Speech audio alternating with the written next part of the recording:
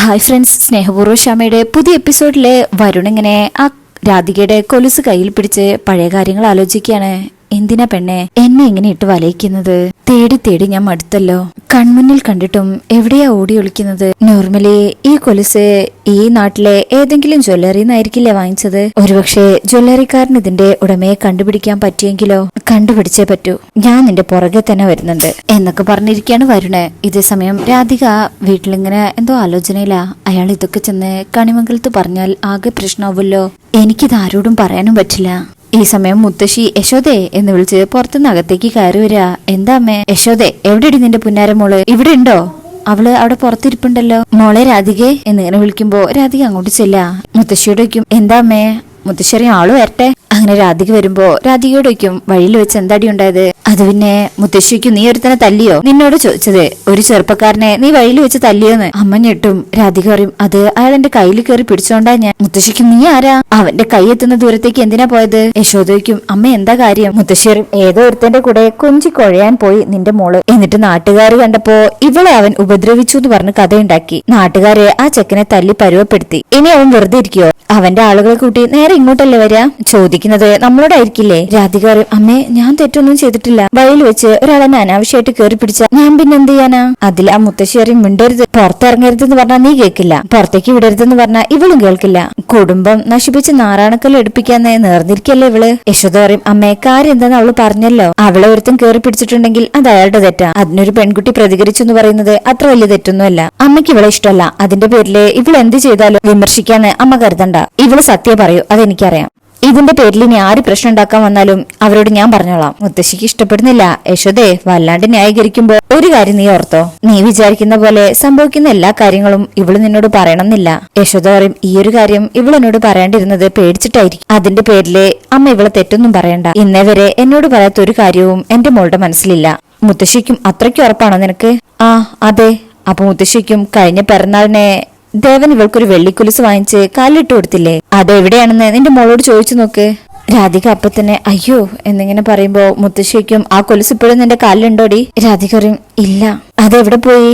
അതിലൊരെണ്ണം കളഞ്ഞു പോയി മുത്തശ്ശി. എന്നിട്ട് അവിടെ ഇരുന്ന് ആ ഒരു കൊലുസ് എടുക്കും. നിന്റെ മകള് അത്രയ്ക്ക് പരിശുദ്ധയാണെങ്കിൽ, എല്ലാം തുറന്നു പറയുന്നവളാണെങ്കിൽ ഇതും പറയണായിരുന്നല്ലോ. അപ്പൊ മോടി വെക്കാനും അറിയാം. ഇങ്ങനെ എന്തൊക്കെ ഒളിപ്പിച്ചു വെച്ചിരിക്കുന്നുണ്ടെന്ന് ആർക്കറിയാം? ഇന്ന് സന്ധ്യ ആവുമ്പോഴേക്കും ഇതിന്റെ കൂടെ ഉണ്ടായത് കൊണ്ടുപോയി കളഞ്ഞത് എവിടെയാണെങ്കിൽ അതുമായിട്ട് നീ തിരിച്ചു വന്നാൽ മതി. അല്ലെങ്കിൽ നിന്നെ ഈ കുടുംബത്തിനകത്ത് കേട്ടില്ല, കേട്ടോടി എന്ന് പറഞ്ഞ് അത് രാധികയുടെ ദേഹത്തേക്ക് അങ്ങ് വലിച്ചെറിയും. അത് പറഞ്ഞ് അവരവിടുന്ന് പോകും. അപ്പൊ രാധിക പറയും, അമ്മയെ പറയണമെന്ന് ഞാൻ കരുതിയതാ, പിന്നെ കല്യാണത്തിന്റെ തിരക്കൊണ്ട് പറയാൻ പറ്റിയില്ല.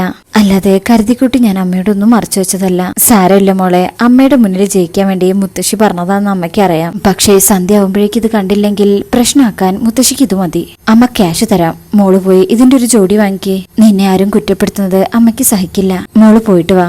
അപ്പൊ രാധിക ശരിയെന്ന് പറയാം. ശേഷം പിന്നീട് കാണിക്കുന്നത് വരുണ് അവിടെയുള്ള ഒരു ജ്വല്ലറിയിൽ കയറി കയ്യിലുള്ള കൊലുസ് കാണിച്ചിട്ട് ഇതിന്റെ പേര് വേണമായിരുന്നു എന്ന് പറയും. പിന്നെ ഇത് എവിടുന്ന് വാങ്ങിച്ചതെന്നൊന്നും അറിയാൻ പറ്റുമോ? അപ്പൊ അയാൾ പറയും, തരൂ എന്ന് പറഞ്ഞ് അത് വാങ്ങിച്ച് ചെക്ക് ചെയ്യാം. നോക്കിയിട്ട് പറയും, ഇത് ഇവിടുത്തെ അല്ലല്ലോ സാർ.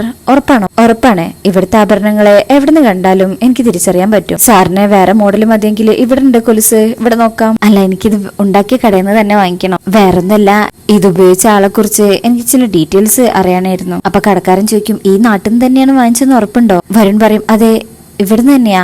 അപ്പോ കടക്കാരൻ പറയും, ഈ നാട്ടിലെ 2 ജ്വല്ലറിയേ ഉള്ളൂ, ഒന്നിതും മറ്റേതാ തൊട്ടപ്പുറത്തുള്ളതും. അവരും വെള്ളിയാഭരണങ്ങൾ ഉണ്ടാക്കാറുണ്ട്, സാറൊന്ന് ചോദിച്ചു നോക്കൂ. എവിടെയാണത്?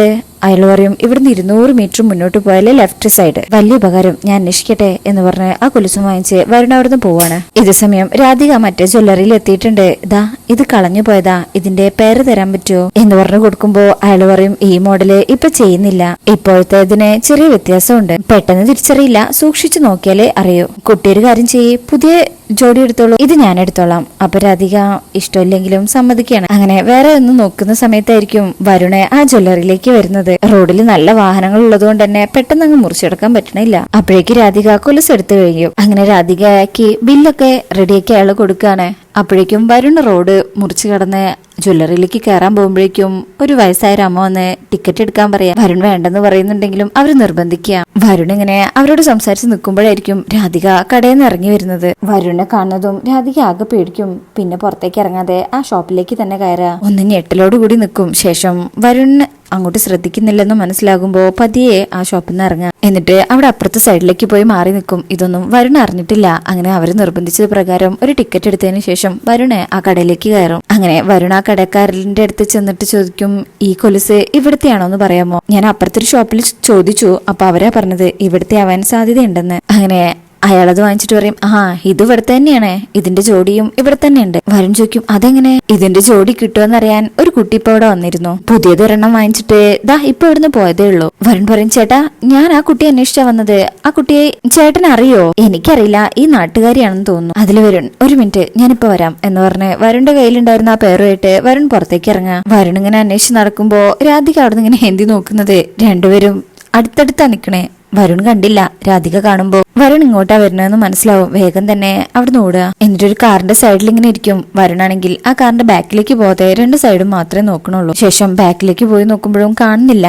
വരുൺ വരുന്നത് കാണുമ്പോ രാധിക ആ സൈഡിലേക്ക് നിൽക്കും. അങ്ങനെ വരുൺ ആ കൊലുസ് കയ്യിലേക്ക് എടുത്തിട്ട് വീണ്ടും, ഏതായാലും ഇതിന്റെ ജോഡി ഞാൻ ആ കടക്കാരന്റെ കയ്യിൽ നിന്ന് വാങ്ങിക്കും. തന്റെ കാലുകളിൽ അണിഞ്ഞിരുന്ന ആ കൊലുസുകളെ ഇനി എന്റെ കയ്യിലിരിക്കട്ടെ എന്നിങ്ങനെ പറഞ്ഞ് വരുൺ അവിടുന്ന് പോകുന്നതൊക്കെ രാധിക കാണുന്നുണ്ട്.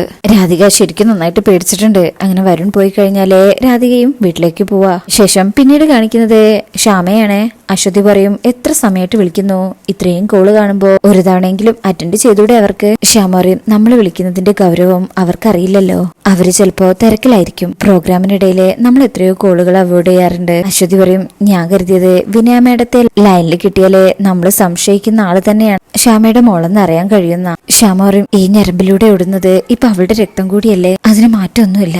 ഒരുപാട് തടസ്സങ്ങൾ താണ്ടി താണ്ടി ഞാനും മോളും ഇപ്പോ ഒരു മറയുടെ അപ്പുറവും ഇപ്പുറവും. അശ്വതി പറയും, അങ്ങനെ പൂർണ്ണമായിട്ട് പ്രതീക്ഷിക്കാൻ വരട്ടെ. ഹോസ്പിറ്റലിലെ മാഡം പറഞ്ഞത് ആ കുട്ടി മാഡത്തിന്റെ അനുജത്തിയാണെന്ന. ശ്യാമയുടെ മകളാണെങ്കിൽ അതെങ്ങനെ? ശ്യാമ പറയും, അല്ല, ജന്മം മാത്രമല്ലല്ലോ ബന്ധങ്ങൾ തീരുമാനിക്കുന്നത്. ഒരുപക്ഷെ മാഡമോ അവർക്ക് വേണ്ടപ്പെട്ടവരോ അഭയം കൊടുത്തതായിക്കൂടെ, എടുത്തു വളർത്തിയതായിക്കൂടെ. അശ്വതി പറയും, അങ്ങനെയൊക്കെ ചിന്തിച്ചു കൂട്ടാൻ എളുപ്പാ. എനിക്കെന്തോ മനസ്സിലോരോന്ന് സങ്കല്പിച്ചു കൂട്ടിയിട്ട് അവസാനം വേറെന്തെങ്കിലും ഒന്ന് വന്നാ ശ്യാമയ്ക്ക് അത് താങ്ങാനാവില്ലല്ലോ എന്നുള്ള പേടിയാ. ശ്യാമ പറയും, ഇത്രയും കാലം ഞാൻ ജീവിച്ചില്ലേ, അതിന്റെ അർത്ഥം ഞാൻ ഇതൊക്കെ താങ്ങുന്നല്ലേ? ചേച്ചി നോക്കിക്കോ, അവളെ കണ്ണ് നിറഞ്ഞ് കാണുന്നത് വരെ ഞാൻ ചാവില്ല.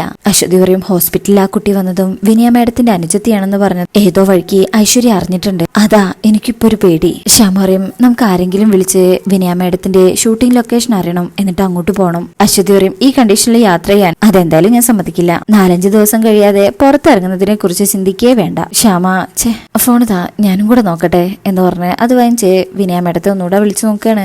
വീണ്ടും ഫോൺ ഇങ്ങനെ അവിടെ ബെല്ലടിക്കുന്നുണ്ടെങ്കിലും വിനയ മാഡം ഷൂട്ടിന്റെ തിരക്കിലാണ്, ഇപ്പൊ മേക്കപ്പ് ചെയ്തോണ്ടിരിക്കുകയാണ്. അങ്ങനെ കോൾ ഇങ്ങനെ നിർത്താണ്ട് വരുമ്പോ വിനയ മാഡം ചോദിക്കും, അടുത്തുള്ള ആളടുത്ത്, ആരാന്നറിയില്ല മാഡം, കുറെ നേരമായിട്ട് ഈ കോള് വരുന്നുണ്ട്, മാഡത്തിന്റെ വല്ല ആരാധകരും ആയിരിക്കും. അതിൽ വിനയ മാഡം പറയും, ഇങ്ങ് തന്നെ എന്ന് പറഞ്ഞ് ഫോൺ വാങ്ങിക്കുക. എടുക്കാൻ നിൽക്കുമ്പോഴേക്കും, അയ്യോ കട്ടായല്ലോ, പിന്നെ നോക്കാം എന്ന് പറഞ്ഞ് തിരിച്ചു കൊടുക്കുക. അപ്പോഴേക്കും ക്ഷമ വീണ്ടും വിളിക്കാൻ തുടങ്ങും. ഈ സമയത്ത് ഷോട്ട് അവിടെ റെഡിയായി എന്ന് പറഞ്ഞിട്ട് വിനയ മാഡത്തിനെ ഷൂട്ടിലേക്ക് കൊണ്ടുപോവാ. കോള് വരുമ്പോ ഷോർട്ടായി, ആ കോൾ കട്ട് ചെയ്തോളൂ എന്ന് പറഞ്ഞ് അതെടുക്കാതെ വിനയ മാഡം പോകും. അപ്പോ ശ്യാമയ്ക്ക് വിഷമാവുന്നുണ്ട്. അശ്വതി പറയും, എന്തായാലും നമുക്ക് ആ ഫോണിലേക്ക് ഒരു മെസ്സേജ് ഇടാം. ശ്യാമയാണെന്ന് അറിയുമ്പോ എന്തായാലും അവര് തിരിച്ചു വിളിക്കാതിരിക്കില്ലല്ലോ. അങ്ങനെ അശ്വതി പോകാൻ തുടങ്ങുമ്പോ ശ്യാമ പറയും, ചേച്ചി ഞാൻ ഈ ആഗ്രഹമൊക്കെ പറയുന്നത് കേട്ടിട്ട് ചേച്ചിക്ക് അത്രയ്ക്ക് ഉറപ്പൊന്നും ഇല്ലല്ലേ? അശ്വതി പറയും, ഉറപ്പില്ലാഞ്ഞിട്ടല്ല, സങ്കടങ്ങളും ദുരന്തങ്ങളും ഒക്കെ കണ്ടു ശീലിച്ചതുകൊണ്ടാ, സമാധാനായിട്ടിരിക്കെ. ആ മോള് ഈ അമ്മയിൽ നിന്നും ഒരുപാട് ദൂരേക്കൊന്നും പോവില്ല എന്ന് പറഞ്ഞ് അശ്വതി പോവും. ശ്യാമ അപ്പോഴും പ്രതീക്ഷ കൈവിടാണ്ടിരിക്കുക. ശേഷം പിന്നീട് കാണിക്കുന്നത് ഗൗതമും ടീമും വെള്ളമടിക്കണേ. അങ്ങനെ കൂട്ടുകാരൊക്കെ പറയും, നീ അത് വിട്ടേക്ക്. വേറൊരാള് പറയും, ഒരാളെങ്കിൽ കുഴപ്പമില്ല, ഇതിപ്പോ നാട്ടുകാര് കയറി മേഞ്ഞില്ലേ. അതില് ഗൗതമത്തിന് ദേഷ്യം വരും. മിണ്ടായിരിക്കടാ, അവളെ ഞാൻ വെറുതെ വിടുന്നു വിചാരിക്കണ്ട. ആ വേലക്കാരി പെണ്ണിനെ എന്റെ ഇഷ്ടത്തിന് കൊണ്ടുവന്നില്ലെങ്കിൽ എന്റെ പേര് മാറ്റി വിളിച്ചോ. വേറൊരാള് പറയും, അവള് തിരുമേനിയുടെ വീട്ടിലെ വേലക്കാരിയാണെങ്കിലും ഒരു മുതലാ. അന്ന് നമ്മൾ അവളുടെ അനിയത്തിയെ പൊക്കാൻ വീട്ടിൽ പോയില്ല, അന്നാ ടോർച്ചിന്റെ വെട്ടത്തില് ഞാൻ അവളെ കണ്ടതാ. നീ അവളുടെ കൈക്ക് കയറി പിടിച്ചതില് കുറ്റം പറയാനൊന്നും പറ്റത്തില്ല. അപ്പൊ വേറൊരു താടിക്കാരൻ പറയും, അമ്പലത്തിലെ പൂജാരിയല്ലേ നീയല്ലേ ആ വീടിന് വേണ്ടി എന്തെങ്കിലുമൊക്കെ ചെയ്യുന്നുണ്ടാവും. അതുകൊണ്ടാണ് അന്ന് അവളെ പൊക്കാൻ പറ്റാതിരുന്നതും നിനക്ക് ഒരു ദിവസം മുഴുവനും കണ്ണു കാണാൻ കഴിയാണ്ടിരുന്നതും ഇപ്പതാ വേറൊരുത്തി കാരണം ദേഹം അനക്കാൻ പറ്റാത്തതും. അവളോടൊക്കെ കളിക്കാതിരിക്കുന്നതാ നല്ലത്. ഗൗതം പറയും, ഒന്ന് പോടാ, അയാൾ എന്ത് രക്ഷ ചെയ്യാനാ? അതെനിക്ക് അറിയണല്ലോ. ഞാൻ ഇപ്പൊ അവളെ കാണാൻ പോവും. ആരൊക്കെ എന്റെ കൂടെ വരും? അപ്പൊ അവര് പറയും, ചുമ്മാതിരിക്കടാ, നല്ല രാത്രിയായി. ഇന്ന് ഈ ദേഹത്തെ വേദന വെച്ച് എനിക്ക് ഉറങ്ങാൻ പറ്റില്ല. ഉറങ്ങണമെങ്കിൽ അവൾ ഇന്ന് എന്റെ കൂടെ വേണം. അവളിന്ന് എന്റെ കൂടെ ഉറങ്ങും. അതാണ് എന്റെ തീരുമാനം. അവന്മാര് പറയും, അളിയാ, അങ്ങനെ ഒരു തീരുമാനം ഉണ്ടെങ്കിൽ നിന്റെ കൂടെ ഞങ്ങൾ കട്ടക്കി നിൽക്കും. അല്ലടാ, വരുൺ കല്യാണം കഴിച്ചത് അവിടെ നിന്നല്ലേ? അപ്പോ ഗൗതം പറയും, അത് അവന്റെ കാര്യം, ഇതെന്റെ കാര്യം. എന്ത് സംഭവിച്ചാലും നമ്മൾ ഇന്ന് രാത്രി അവളെ പൊക്കിയിരിക്കും എന്ന് പറഞ്ഞ് ഇവന്മാർ അങ്ങോട്ട് പോവാൻ തുടങ്ങുകയാണ്. പിന്നെ കാണിക്കുന്നത് നെക്സ്റ്റ് എപ്പിസോഡിന്റെ പ്രമോ ആണ്. രാധികയെ പൊക്കാനായിട്ട് ഇവരെല്ലാവരും കൂടെ രാത്രി രാധികയുടെ വീട്ടിലെത്തിയിരിക്കണേ. രാധിക ഉറക്കത്തിനിടയിൽ എഴുന്നേൽക്കുമ്പോ വെള്ളമില്ല. അങ്ങനെ വെള്ളം എടുക്കാനായിട്ട് കിച്ചന്റെ ഭാഗത്തേക്ക് വരും. പിന്നെ പുറത്തേക്ക് ഇറങ്ങുന്നുണ്ട്.